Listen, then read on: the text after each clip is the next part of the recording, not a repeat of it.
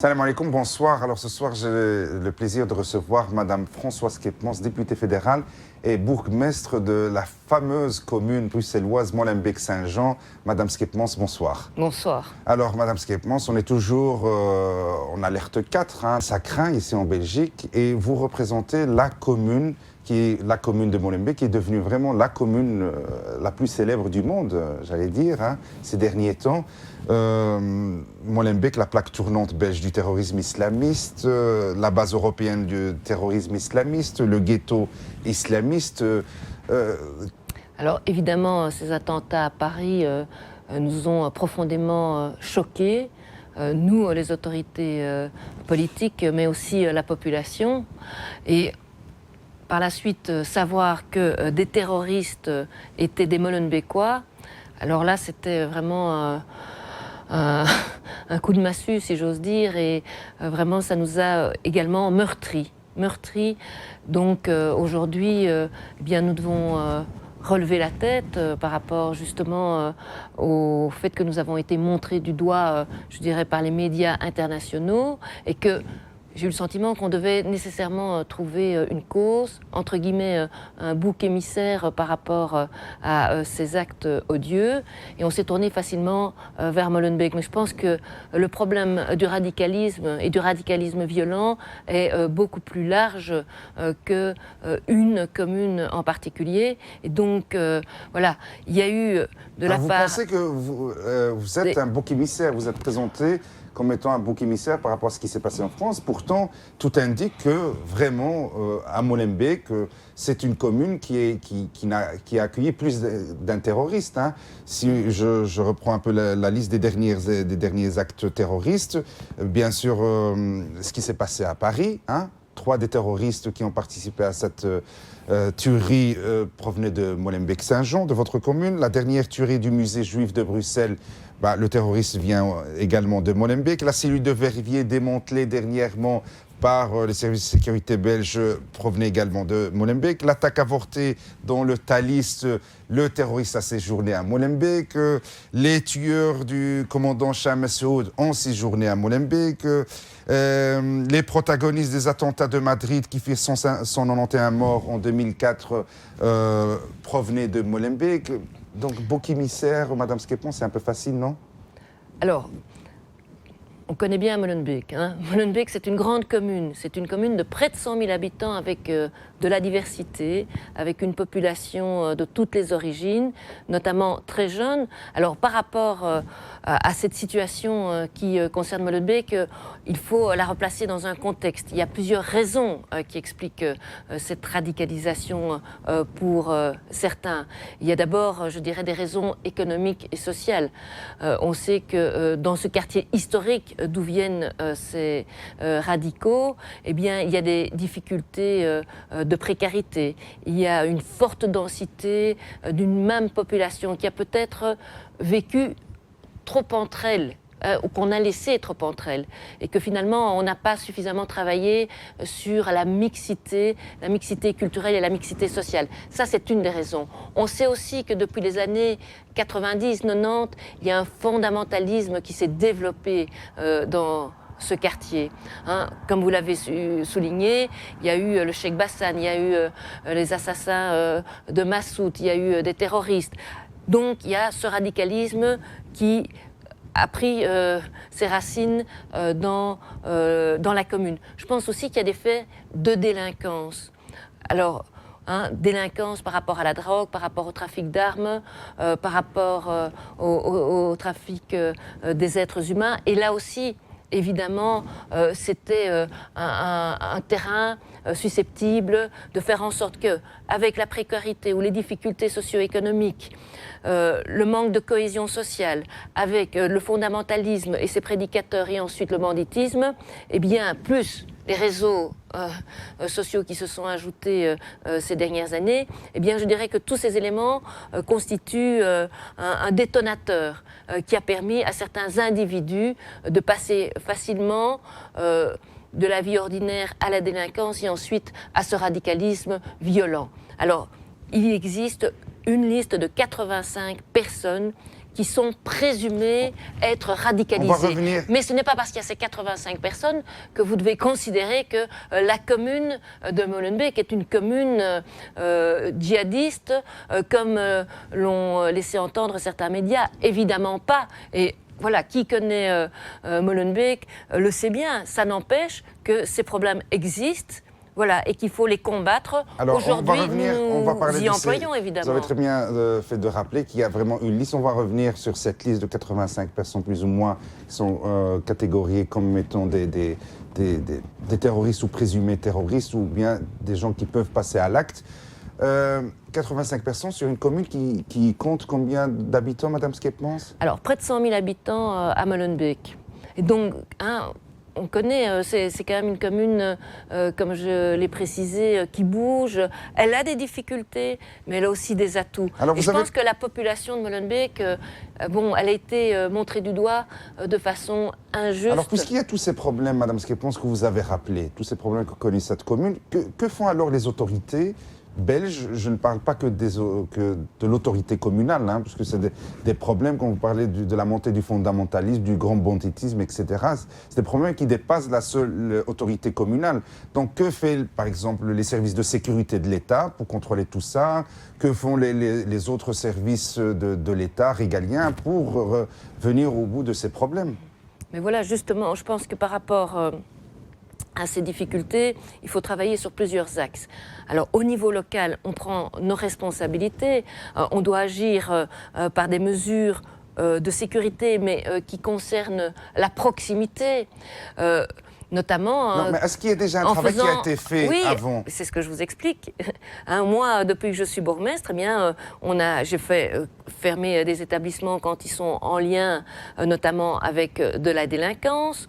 On a fait fermer aussi des lieux qui étaient considérés comme des lieux dangereux pour la sécurité des gens, mais aussi dans lesquels il y avait des facteurs de radicalisme.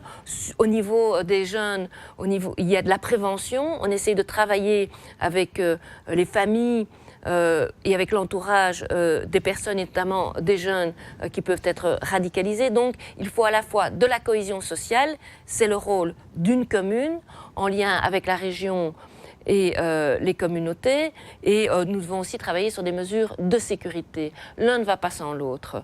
Il faut trouver un juste équilibre, et c'est vraiment les politiques que nous mettons en œuvre maintenant depuis plusieurs années. Alors malgré cela, Charles Michel, le Premier ministre belge, qui était jusqu'à peu le président de votre parti, le MR, le Mouvement Réformateur, quand il a parlé dernièrement de Molenbeek, il l'a qualifié de problème gigantesque. Je dirais que Molenbeek, comme on l'a dit, il recueille toutes les difficultés par rapport à ce phénomène de djihadisme. Mais j'ai dit, on a des politiques au niveau local qui sont vraiment mais malheureusement, ça ne suffit pas. Mais ça ne suffit pas. Le local ne suffit pas. Et donc, moi, je trouve ça très bien que le Premier ministre ait dit que, on allait prendre des mesures par rapport à la situation, par rapport à des situations qu'on vit sur Molenbeek. Parce que, justement, le fédéral doit prendre aussi ses responsabilités. C'est-à-dire, quand on parle des mesures de police, c'est la sûreté de l'État qui doit identifier Alors, et qui doit la sûreté de l'État fait son travail pour identifier qui doit suivre ces individus. Puisque tous les terroristes Ce n'est évidemment pas le local. Est-ce que vous pensez que la sûreté de l'État fait son travail pour bien surveiller les présumés terroristes et les terroristes sur votre commune? Mais moi, je n'ai pas de jugement par rapport au travail de la sûreté de l'État. Je pense que c'est un phénomène nouveau. Ce radicalisme violent. Pas tant que ça, depuis 2004, il y a des gens qui sortent de Molenbeek pour aller faire des actes terroristes. Depuis 2004, il y a voilà, c'est quand même un phénomène nouveau. Le djihadisme tel qu'il existe aujourd'hui, c'est quand même un phénomène nouveau. Et donc, moi, je n'ai pas à juger de ce que fait des politiques qui sont menées par le fédéral. En tout cas, notre demande, nous, au niveau local, c'est qu'il y ait une plus grande collaboration entre, justement, les communes, les régions et le fédéral. Ça nous semble tout à fait indispensable parce que si les informations ne passent pas, si la confiance n'existe pas, eh bien, nécessairement, on sera beaucoup moins efficace. Je vois que vous êtes optimiste.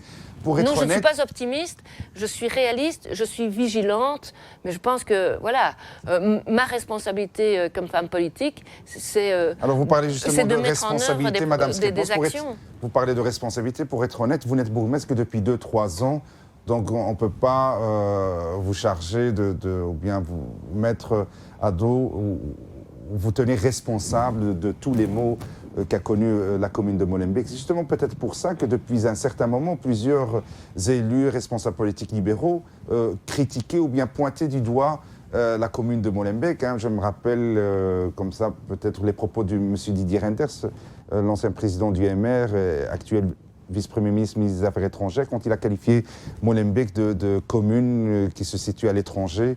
Ça vous rappelle quelque chose ? Oui, évidemment. Et moi, je m'étais insurgée, même si on sait que Didier Reynders fait facilement de l'humour, parce que Molenbeek, justement, Molenbeek, ce n'est pas l'étranger. Molenbeek, c'est une commune bruxelloise bien ancrée dans la Belgique. Et évidemment, tous ses habitants méritent la même attention. Alors, que parlons ceux des habitants. Quel est, je ne sais pas, l'état d'esprit de vos habitants avec tout ce qui se passe? Mais comme je l'ai dit, ils ont été... C'est une commune pour l'instant assiégée, on peut parler assiégée par les médias. Par les médias, par les forces de sécurité ou non. pas? Non. Donc assiégés par les médias, je l'ai dit, les Molenbeekois ont été extrêmement choqués, heurtés par ces événements. Il y a eu aussi beaucoup d'émotions, puisqu'on a organisé avec les associations ce grand rassemblement sur la place communale qui a accueilli près de 3000 personnes. Et moi, ce qui m'a... Allez, je suis une Molenbeekoise depuis 50 ans, donc c'était le moment le plus fort de ma vie publique, de ma vie de citoyenne, depuis toujours, parce que voir sur la place communale des personnes, des habitants de toutes les générations, de toutes les origines, des quartiers et même de l'extérieur qui sont venus pour dire voilà, on présente nos condoléances aux victimes, on se sent français, on se sent belge et on est fiers d'être Molenbeekois malgré tout. C'était un message qui vraiment était porteur d'espoir. Et voilà, maintenant, ça nous permet de réagir, c'est un électrochoc. Mais au-delà de ça, il y a eu aussi des opérations qui ont été menées sur le territoire de la commune, notamment l'interception d'un véhicule, des perquisitions, des interpellations. Et donc, évidemment que ça surprend, évidemment que ça choque et que ça suscite l'inquiétude. Les citoyens, eh bien, ils souhaitent que ces opérations elles soient menées le plus rapidement possible. Est-ce que vous avez été en et qu'elles se contact terminent. avec les familles des terroristes? Non. Absolument pas. Il y a le frère d'un des terroristes qui travaille à la commune de Molenbeek-Saint-Jean. Alors, moi, je ne connais pas les familles. Je connais Mohamed, parce que c'est un garçon qui travaille depuis des années à la commune, depuis 2006, qui travaille à la commune de Molenbeek. Voilà, mais je n'ai pas de contact particulier avec lui. C'est un agent communal qui mais en tant que bourgmestre, est-ce que vous n'avez pas essayé peut-être de prendre contact, je ne sais pas, pour essayer de comprendre ce qui s'est passé, ou bien pour s'enquérir, je ne sais pas. Oui, suite bien aux vous avez reçu des instructions suite aux attentats. Non, Mohamed a demandé à me rencontrer. Vous l'avez rencontré? Ce qui a été fait, oui, je l'ai rencontré. Et donc, c'est un garçon qui était évidemment abasourdi. Enfin, je pense qu'il est encore sous le choc de tout ce qui vient de se passer. Ben, on le serait à moins.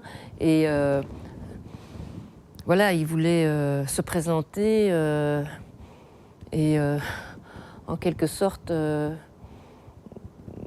faire passer le message combien il était désolé, notamment par rapport aux victimes, mais aussi par rapport au personnel communal, par rapport à ses collègues et par rapport à la commune, de tout ce qui s'était passé. On m'a informé que pour l'instant, il ne travaille pas, il est... Sur certificat médical. Sur certificat médical, on peut comprendre, bien sûr.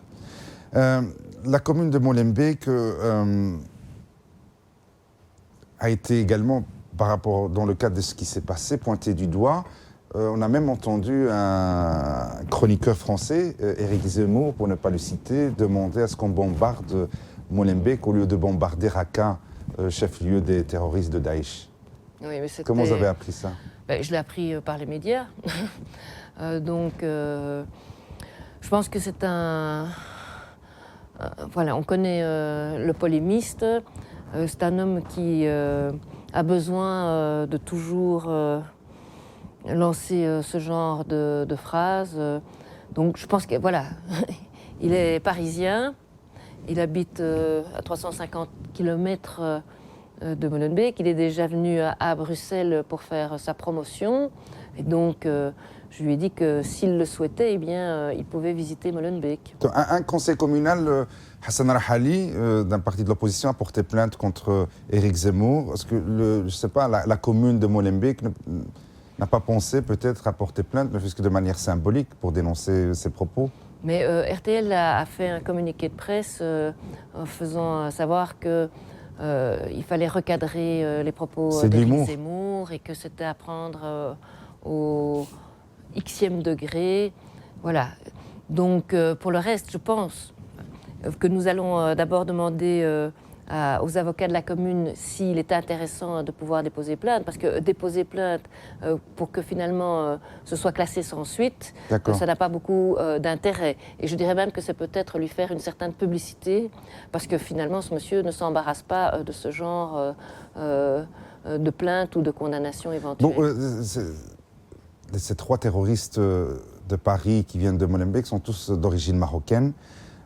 D'autres terroristes avant eux qui ont été mêlés à des attentats terroristes sont également d'origine marocaine. Quand on voit une grande population d'origine marocaine de votre commune, est-ce que ce lien identitaire n'a pas d'incidence sur le vivre ensemble dans votre commune avec les autres communautés, on va dire belgo-belges entre guillemets ou autres? Est-ce que les gens ne deviennent pas plus méfiants maintenant vis-à-vis des personnes d'origine marocaine sur votre commune ou pas?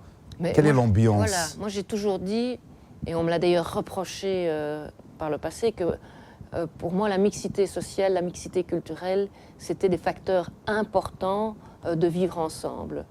Mais certains considéraient que c'était vraiment des propos stigmatisants, ce qui n'a jamais été mon objectif.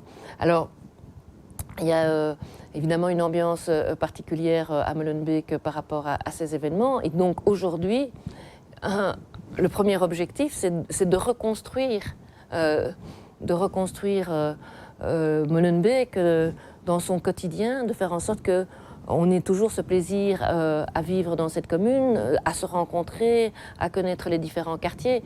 Alors il ne faut pas se voiler la face, hein, ça va prendre du temps, mais ces attentats, c'est, comme je l'ai dit, un électrochoc qui va permettre justement de réunir les forces, de faire en sorte que, tant évidemment au niveau local, mais aussi au niveau régional et au niveau de la communauté française et du fédéral, eh bien, on sera plus attentif, on sera moins indifférent à Molenbeek, notamment dans le cadre de ces politiques de sécurité et de ces politiques de cohésion sociale qu'on ne l'a été par le passé. Parce que parfois j'avais le sentiment avant que finalement on disait mais que Molenbeek que les gens vivent entre eux, ben, c'est pas un souci. Il y a un bourgmestre qui s'occupe d'eux. Voilà, tout le monde y trouve sa satisfaction. Non, moi je ne veux absolument pas. Donc vous pensez que le fédéral, par exemple, les autres autorités comme ça. Politiques, notamment fédérales, puisque c'est eux qui ont plus de moyens, vont investir plus ou bien ils vont être plus attentifs aux problèmes des Molenbeekois, on va dire? C'est une priorité. Hein. Ah oui, par exemple, la déclaration du ministre de l'Intérieur, Yann Bonne, qui a dit qu'il va nettoyer Molenbeek, ça rentre dans ce cadre-là?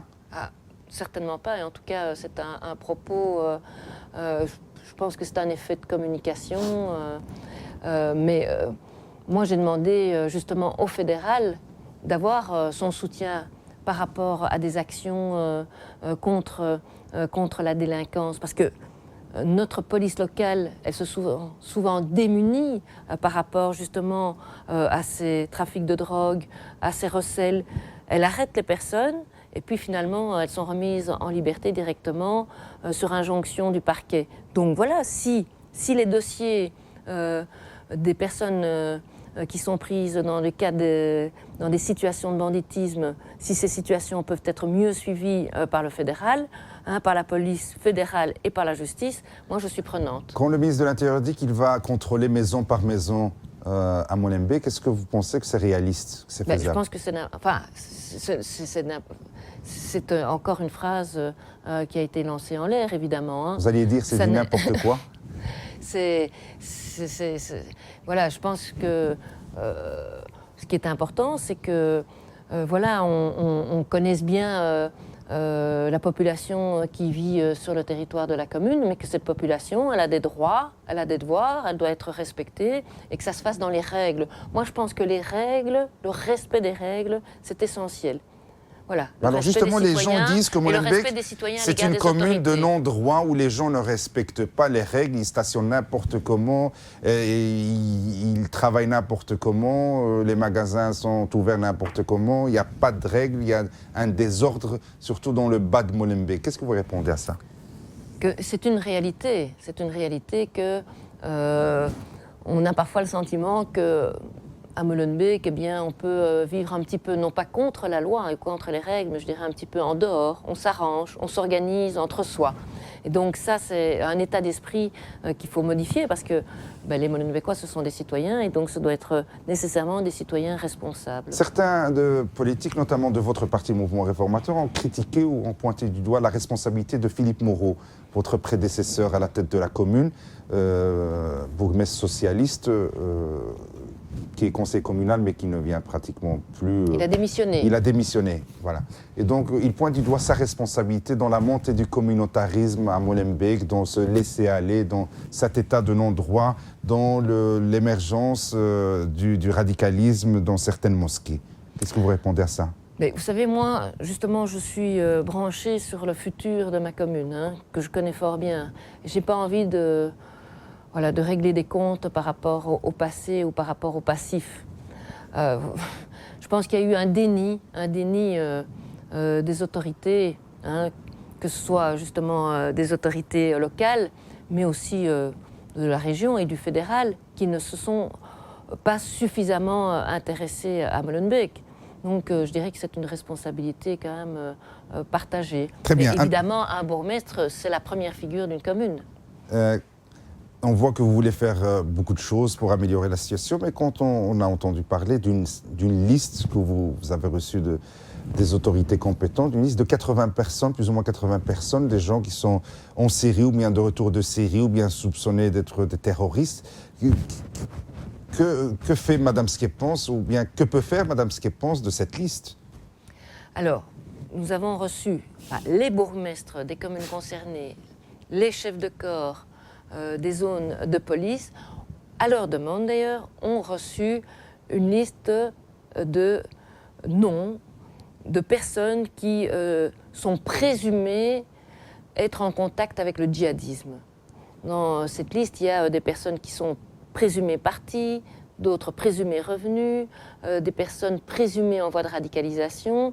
Et donc cette liste, nous l'avons demandée pour être informés, pour avoir une vue d'ensemble sur les situations, sur les personnes problématiques sur le territoire de la commune. C'est une information qui a été donnée aux communes.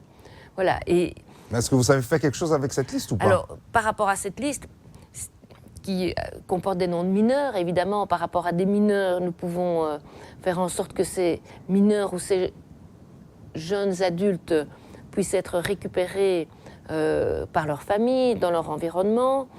Nous pouvons évidemment...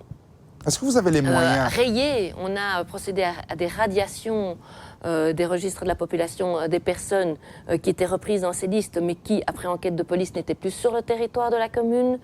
Nous avons une attention sur... on peut avoir une attention sur des lieux qui sont fréquentés par certaines personnes, mais nous, au niveau local, c'est une autorité administrative. Nous n'avons pas de pouvoir judiciaire. Alors, je vais prendre un cas concret. Je lis aujourd'hui dans la Libre Belgique qu'une mosquée était bien connue à Molenbeek comme étant un lieu de radicalisme de jeunes, la mosquée Lokman, qui se situe sur la rue Ransfort. et que c'est dans cette mosquée, apparemment, je cite la Libre Belgique, bien sûr, c'est dans cette mosquée apparemment que plusieurs Belges se sont radicalisés, sont partis en Syrie et qui a été fréquentée notamment par M. Mohamed Abrini, le terroriste présumé recherché actuellement. Quand vous entendez ça, est-ce que les autorités communales ont un pouvoir par rapport à cette mosquée? Je ne sais pas, est-ce qu'il y a une initiative que vous pouvez prendre par rapport à celle-là ou à d'autres aussi?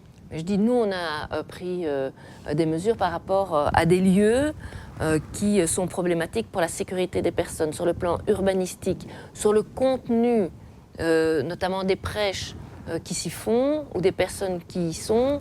C'est une compétence fédérale, c'est la sûreté de l'État qui doit contrôler les individus. Vous comprenez bien que ce n'est pas la police locale, avec ses 120 agents de proximité, qui a le pouvoir d'investiguer par rapport à des individus ou par rapport à des lieux.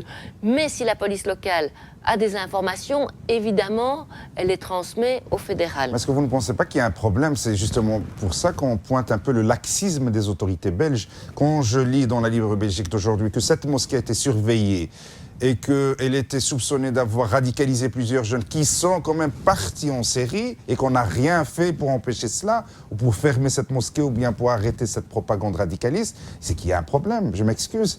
On surveille et on constate qu'il y a des départs, qu'il y a des jeunes qui se radicalisent et qu'il y a des départs, et on continue à surveiller. Oui. C'est vrai que nous vivons une situation exceptionnelle. Donc, il faut prendre. Donc c'est un pays qui surveille les gens se radicaliser, partir en Syrie pour revenir faire des attentats. Donc parce que on surveille. On n'agit pas. Notre arsenal juridique, nos lois ne permettent pas d'arrêter une personne, de la détenir s'il n'y a pas des preuves, des faits probants par rapport à une situation. Se radicaliser, ce n'est pas un délit aujourd'hui. Mais voilà, il faut prendre des mesures fortes. Et le gouvernement fédéral propose, à mon sens, des mesures qui répondent à ces inquiétudes.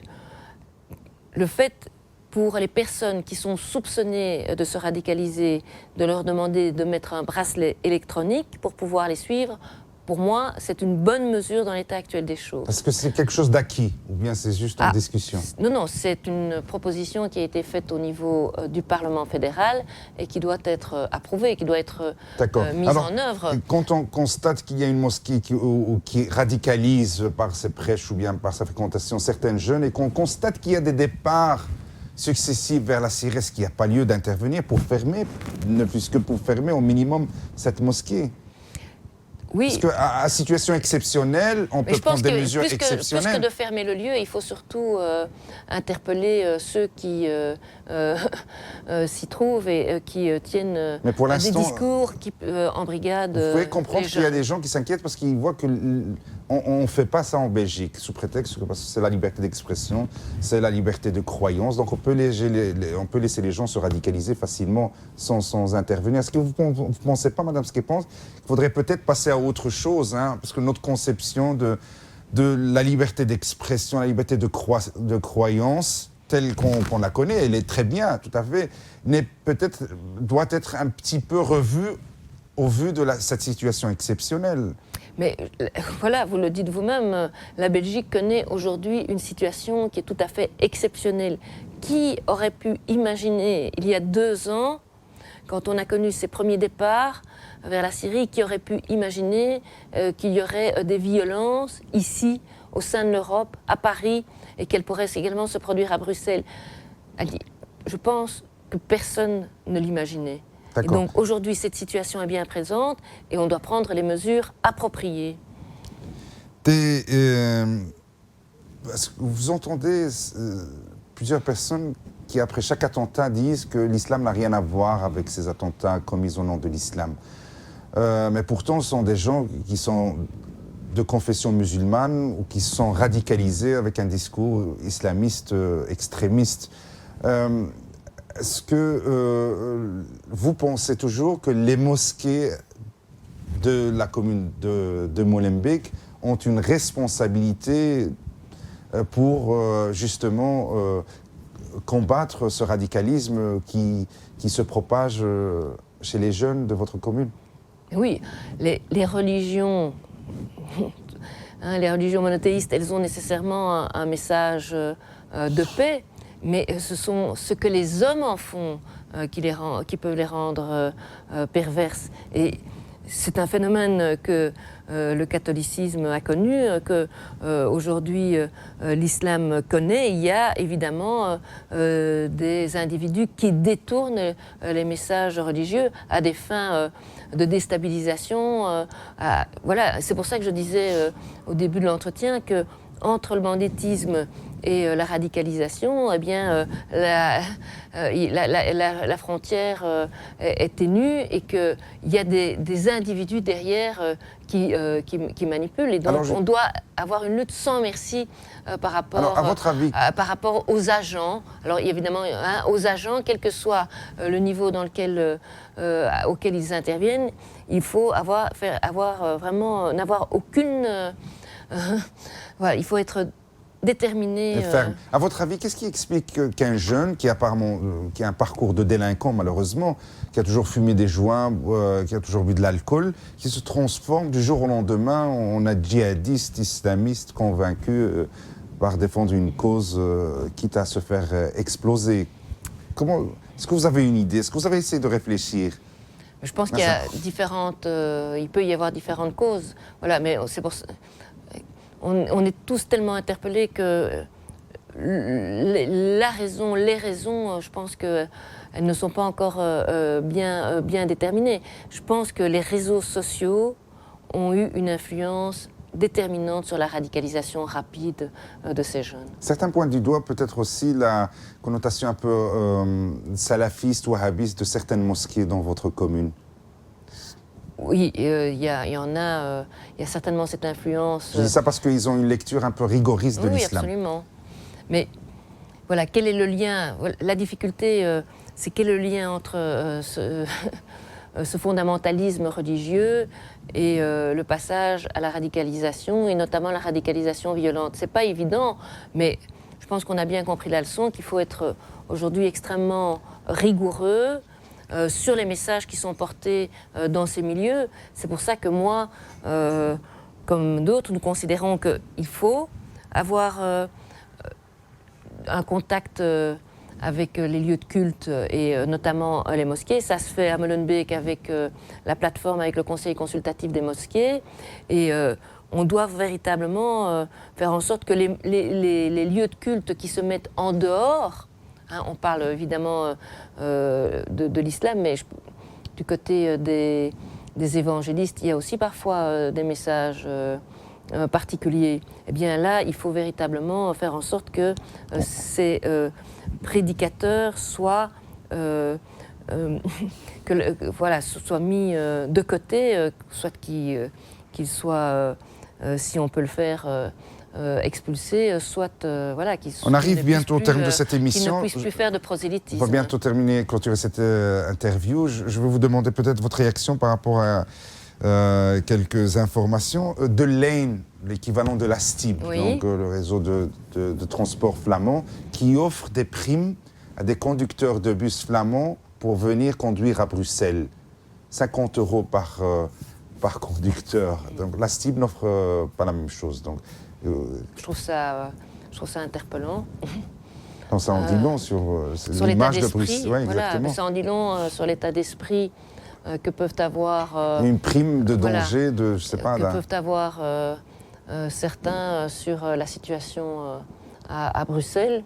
Alors moi je dis toujours, sa capitale, sa région, il faut apprendre à l'aimer, il faut la soutenir plutôt que de la dénigrer, ce que certains ont fait depuis trop longtemps. Vraiment, plus c'est la capitale de la Flandre, Bruxelles. Oui. C'est la capitale administrative de la Flandre. C'est ça, à mon avis, qui pose problème, c'est qu'il n'y a pas d'empathie par rapport à la région bruxelloise. Alors, Joël Milquet, ministre de l'Enseignement de la Communauté française, Communauté Wallonie-Bruxelles, qui propose des safe rooms dans des écoles. Donc des safe rooms, une sorte de classe qui pourrait mettre en sécurité les enfants en cas d'attaque terroriste, par exemple. Il y a eu un petit échange entre elle et Yvon Mayer, le bourgmestre de la commune de Bruxelles-Ville, qui était tout à fait contre, qui a trouvé l'idée ridicule. hein, entre guillemets. Que pense François Skepmans? C'est bien de proposer une safe room, non? Mais je pense que pour chaque école, chaque établissement, il y a un plan d'évacuation. Il y a un plan de sécurité, évidemment, parce qu'on parle maintenant des attentats terroristes ou de fous furieux qui pourraient pénétrer dans l'école, mais il peut y avoir d'autres risques. Hein. Il peut y avoir un incendie, un mur qui s'effondre. Donc, ces mesures de sécurité, elles existent déjà dans les écoles. Donc, je pense que la safe room, donc la pièce sécurisée proposée par Joël Milquet, concrètement, je ne vois pas comment on peut la mettre en œuvre et surtout, je ne vois pas comment voilà, on pourrait l'utiliser sur le plan pratique. Alors, certains pensent que ce qu'on vit ici, c'est aussi à cause de cet espace Schengen très ouvert. Nos frontières sont imperméables. N'importe qui peut venir de Syrie, rentrer, sortir. Il n'y a pas de contrôle aux frontières, ni extérieures, ni intérieures. Ils pensent que peut-être il faut refermer ces frontières ou bien les contrôler au minimum, oui. Ce qui me paraît tout à fait normal, non? Je pense que le principe de Schengen, vraiment, c'est le principe d'une Europe unie. Mais voilà, malheureusement, aujourd'hui, eh bien, ces objectifs n'ont pas été atteints. À revoir, à votre avis? Et donc, il faut nécessairement, dans cette période difficile, renforcer les contrôles. Alors, vous allez nous parler maintenant, pour finir, de la sécurité à Bruxelles. Donc, les métros, les prémétros sont presque ouverts une station sur deux pour l'instant. Certains centres commerciaux sont encore fermés, d'autres qui commencent à ouvrir, des écoles qui reprennent les cours doucement. Oui, c'est une situation très particulière. Ouais. Hein, Comment ça va se passer dans les jours à venir? On est jeudi. On souhaite que, évidemment, on revienne à la normale le plus rapidement possible. Si ça pouvait être lundi, ce serait très bien. Voilà, je dis que la vie, elle reprend un peu à peu ses droits, puisqu'on avait tout fermé le week-end passé, que les écoles avaient également été fermées lundi et mardi. Maintenant, les écoles sont ouvertes. On s'organise. Hein, on reprend des manifestations, il y a les entraînements sportifs, il y a les activités culturelles. Donc, je crois qu'il faut surtout être attentif par rapport aux centres commerciaux, par rapport aux grandes manifestations telles que les matchs de foot, mais que pour le reste, eh bien, la police vient en renfort. Il y a des militaires qui sont déployés à certains endroits. Et vraiment, moi, je souhaite que ce soit le plus court laps de temps possible, parce qu'au mois de janvier, après tout ce qui s'était passé, notamment en relation avec Verviers, il y avait des policiers qui avaient, des militaires qui avaient été mis dans la rue. Moi, à Molenbeek, je n'avais pas souhaité les avoir sur le territoire. Pourquoi? Parce que, voilà, c'est une présence rassurante, mais je pense que ce n'est pas nécessaire. Voilà, ce n'est pas... Si j'avais des ambassades sur le territoire de la commune, où ce serait voilà, je pense que ce serait intéressant n'est pas plus de les rassurant, avoir. Ce serait intéressant de les avoir. Voilà, c'est rassurant parce qu'aujourd'hui on vit une période de grand stress, que les gens sont inquiets, mais c'est une présence qui ne doit pas devenir structurelle, qui ne doit pas devenir s'implanter à long terme. D'accord. On ne veut pas faire peur à nos téléspectateurs, mais Didier Reynders, le ministre des Affaires étrangères, a dit récemment, a déclaré que la police belge cherche entre 5 et 10 personnes présumées terroristes lourdement armées. Est-ce vraiment le cas? Alors, Didier Reynders a des informations dont je ne dispose pas, mais lui, il est ministre fédéral. Moi, je suis député et bourgmestre de Molenbeek, et je peux vous assurer que la tâche est gigantesque. D'accord. Donc, on continue à rester vigilant, Madame Skepmans. Peut-être une dernière déclaration, je ne sais pas, aux concitoyens, concitoyennes et concitoyens qui vous regardent aujourd'hui, surtout de Molenbeek-Saint-Jean. Quel mot souhaitez-vous leur adresser? De Molenbeek, mais aussi, évidemment, à tout le monde, des autres communes, en leur disant qu'on vit des moments extrêmement difficiles, des moments qui nous ont choqués, qui nous ont heurtés, qui nous ont émus, et que aujourd'hui c'est le moment de se réunir vers de nouveaux objectifs, des objectifs de cohésion, de sécurité, parce que finalement tous les citoyens aspirent à la même chose, vivre dans un environnement sécurisé, une éducation pour ses enfants, un logement un emploi, une vie sociale et culturelle. Je pense que vraiment ce sont les objectifs partagés et c'est au pouvoir public à les mettre en œuvre, mais c'est aussi une responsabilité de tous les citoyens. C'est une responsabilité des familles que de pouvoir justement œuvrer ensemble pour, dans le respect des uns et des autres, assurer le futur. Merci beaucoup. C'était François Schepmans, député fédéral et bourgmestre de la commune de Molenbeek-Saint-Jean. Je rappelle que Mme Schepmans était étiquetée MR, Mouvement Réformateur. J'espère que tout ira pour le mieux dans les prochains jours. Et quant à moi, je vous donne un autre rendez-vous dans une autre émission Tigin Talk. D'ici là, ma salama.